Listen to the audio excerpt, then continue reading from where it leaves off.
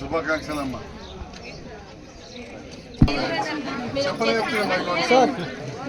వాళ్ళని చూడాలి మరి మీరు ఆరు పేరు సంజయనగర్ నాయకత్వం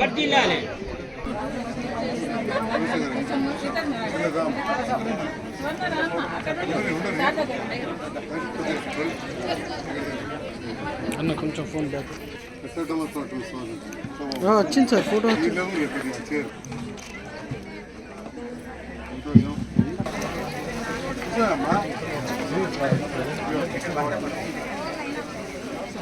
సర్టిఫికేట్ చూపెట్టు అట్లా చూపెట్టు అమ్మ సర్టిఫికేట్ చూపెట్టు సార్ ఇక్కడ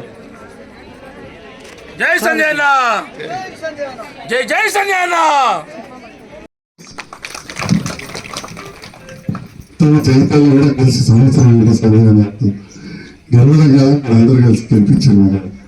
గెలిపించినందుకు నా హృదయపూర్వక ధన్యవాదాలు తెలియజేస్తూ మరొక డాక్టర్గా మీకు అందరికి పరిచయం బాగా ఏళ్ళ కళ్ళు 30 ఏళ్ళ కళ్ళు ఓ 10 ఏళ్ళ కళ్ళు రాజకీయాలు తిరిగి మొదటిసారి ఓడిపోయినా రెండవసారి గెలిచినాం. ఓడిపోయినాక కూడా తిరిగినాం.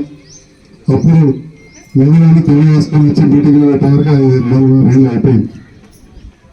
ఆ తర్వాత గెలిచిన తర్వాత వచ్చే నిర్ణయం ఉపయోగించిన విధంగా దాదాపు 13 కోట్ల దాకా పనులు జరిగినాయి.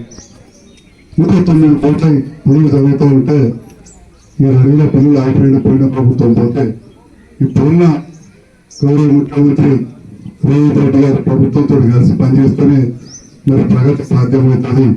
లేకుంటే ప్రెస్ మీట్ పెట్టుకుంటా వచ్చేటట్టు పత్రిక ఆలోచన చేసి మన సఖ్యతగా ఉండి మంత్రులతో సఖ్యతగా ఉండి అధికారులు కోఆర్డినేట్ చేసుకోవడంతో మన 2,93,00,000 పాత బకాయిలు దానిలో మంజూరు చెప్పుకోవాలి.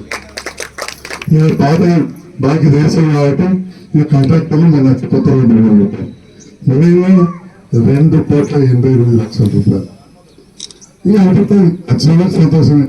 గేడుకు మారైతుంది ఆగుతాయంటే మా చెల్లెచ్చి కూర్చున్నాం ఇంటి అయిపోవాలి. అట్లా వారం వరకు మా కౌన్సిలర్లకు చైర్మన్ గారు అందరికి ఉండేది ఇబ్బంది. ఎంత చేసినా తక్కువ ఉంటుంది. కానీ ఒక్కసారి 10 ఏళ్ల కంటే ముందు ఓ 5 ఏళ్ళల్లో 20 వేసిండ్రు. ఒక వార్డు మెంబర్లో ఉన్నప్పుడు కౌన్సిలర్ కాదు. అప్పుడు ఎంపీటీసీ మా కాంతం అప్పుడు ఎంపీటీసీ ఉంది. అప్పుడు ఎన్ని వేస్తారు ఇప్పుడు చూస్తే చాలా రెట్లు ఇష్టం. ఇప్పుడు కూడా చెప్పాలంటే కొన్ని కోట్ల రూపాయలు మనం విధంగా తీసుకొచ్చినాం. ఇప్పుడు 2,80,00,000 పనులు నడుపుతా ఉన్నాయి. 1,30,00,000 మా దగ్గర రెడీ ఉన్నాయి. మున్సిపల్ ఆఫీస్ పని నడుపుతా ఉంది. ఇంకా ముందు కూడా తప్పకుండా చేస్తామని చెప్పి సందర్భంగా మీ అందరికీ తెలియజేస్తున్నాం. దాంతో పాటుగా ఈనాడు ఇందిరా శక్తి కింద దాదాపు 4,40,00,000 రూపాయల చెక్కులు ఇంకా వివిధ పథకాల కింద ఇవాళ మహిళలకు లోన్స్ ఇవ్వడం జరుగుతూ ఉంది. అదేవిధంగా బ్యాంకులకి వేస్తే ఒక 2,20,00,000 కూడా ఇస్తూ ఉన్నారు.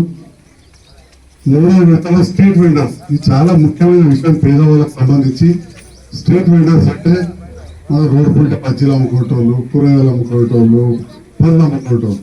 అవసరం ఏంటంటే 40,000, 50,000, 20,000, 30,000 దీనికి ఏడుకు బాకీ పోతాం.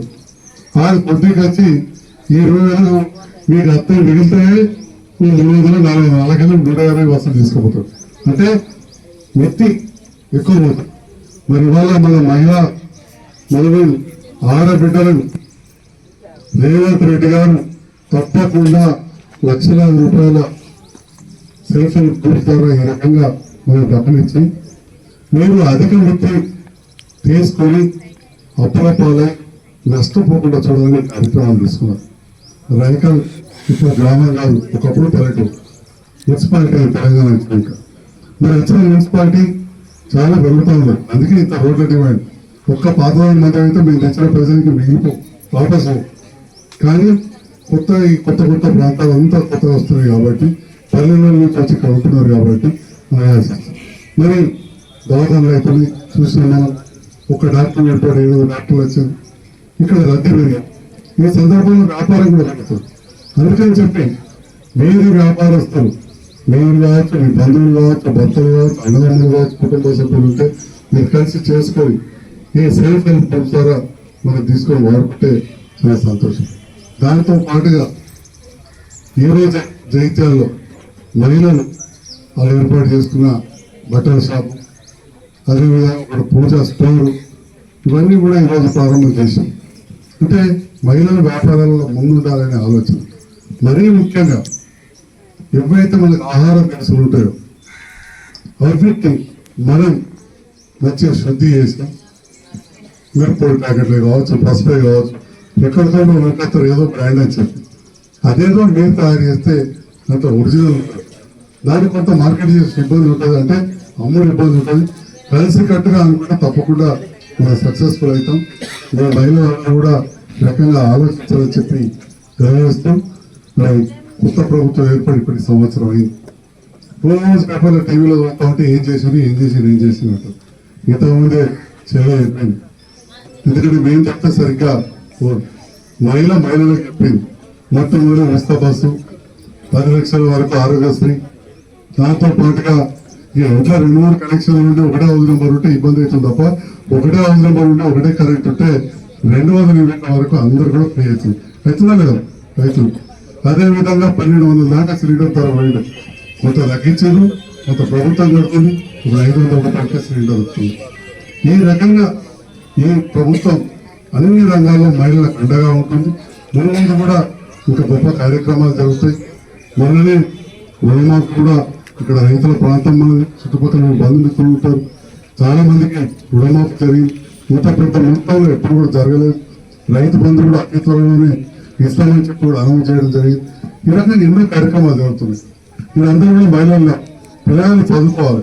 చదువుకునే దాంట్లో మహిళలకు హాస్టల్ ఉండాలి. మనం ఏదైతే ఉప్పడేదాకా కేజీపీ స్కూల్కు దాదాపు 4 కోట్ల రూపాయలు మంజూరైన అదనపు గదులకు చెప్పి ఈ సందర్భంగా తెలియజేస్తుంది. ఇటుకేల కొత్తపేట మూడపల్లికి సైన్స్ ల్యాబ్ కోసం ఒక్కొక్క దానికి 13,50,000 రూపాయలు మంజూరైంది. ఇంకా కూడా బుద్ధపూర్ లాంటి బాగా మంది పిల్లలు ఉండే వాటికి నేను నిన్ననే అధ్యక్షుడు నరసింహారెడ్డి గారు డైరెక్టర్ ఎడ్యుకేషన్. అంటే ఈ రకంగా విద్య కోసం మనం చేస్తాము. వైద్యం విషయంలో ఎవరికి మనం అపీరెన్స్ సెంటర్ ఒకటి చేసుకున్నాం స్కూల్ దగ్గర. ఇది కాకుండా ఇంకొకటి కూడా మంజూరు వచ్చింది. ధర్మాజపేట మంజూరు వచ్చింది, గోవర్నపల్లికి మంజూరు వచ్చింది. ఒకటి ఎక్స్ట్రా ఉంటే ఇటుకేలకు కూడా కొత్త ఒక దవాఖాన మంజూరు చేస్తామని చెప్పి సందర్భంగా తెలియజేస్తున్నాం. ఇప్పుడైతే తహసీల్దార్ గారు కూర్చొని మాట్లాడింది వేరే కాదు, అదే విషయం చెప్పి సందర్భంగా తెలియజేస్తున్నాం. అంటే ఈ రకంగా మన మండలం అభివృద్ధి కావచ్చు, మన ప్రాంత అభివృద్ధికి నిరంతరం కృషి చేస్తున్నాం. మీరందరూ కూడా నాయకులు మీకు ఎరికిన అంతకుముందు వాడబడితే ఇటు రామాజపేట పోరాటం, ఇటు మైదాపురం కొరట్ల పోరాటం 2 బ్రిడ్జ్లు కూడా పోయినసారి వానకాలం ఉపయోగితే మొత్తం 2 కట్టించామని చెప్పి ఈ సందర్భంగా తెలియజేస్తాము. మన అభివృద్ధి అనేది నిరంతర ప్రక్రియ. పైసలు అనేవి ఎవరి జేబులకి ఎవరు ఇయ్యం. పైసలు అనేవి మా జేబులకి వచ్చేది కాదు. మన పైసలు, ప్రజల పైసలు వివిధ రకాల ద్వారా ప్రభుత్వానికి వస్తే వాటిని తీసుకొచ్చి మళ్ళా ఇచ్చే పనులు ముఖ్యమైనది. మరి మీకోసం మేము నిరంతరం పనిచేస్తాం. కొందరు మాట్లాడతారు ఎవరో చెప్తే అట్లుండదు. మన పైసలు మనకి ఇచ్చు మీరు గెలిపించడం లేదు ఇంత మళ్ళీ చెప్తా ఉన్నా నేను గెలిచింది కాదు మీరు నన్ను గెలిపించింది ఎందుకు ఈ